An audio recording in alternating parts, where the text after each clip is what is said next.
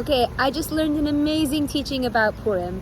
So it says in the Gemara that Mordechai, after the holiday of Purim, was talking to the sages, and he was like, yo, we need to make this a Yom Tov. We need to have Simcha and a Mishteh, a feast.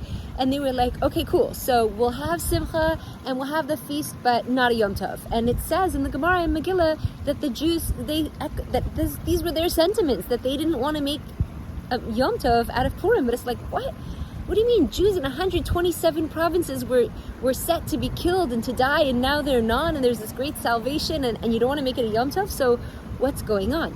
This is so cool. So here's the thing about a Yom Tov. If something is a Yom Tov, much like a Shabbat, well then at the end of the Yom Tov, and a Yom Tov, by the way, if you don't know, if you're not so tuned into Judaism just yet, is like the kind of holiday where we observe all of the different ritual laws, and we can only do certain things and we can't do certain things, and then the day ends and we're then allowed to resume normal life. But they didn't want that. So the reason is exactly that. A Yom Tov is a day where that day ends, and we make a havdalah, we make a separation between the Yom Tov and the regular rest of your life.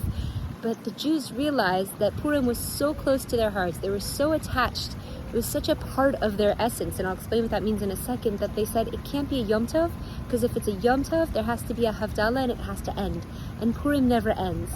You know, the truth is Purim is every day. And what is really the essence of Purim? The essence of Purim is really we don't know anything. Adeh lo yada, we don't know anything, but we do know one thing, and that is that God is good.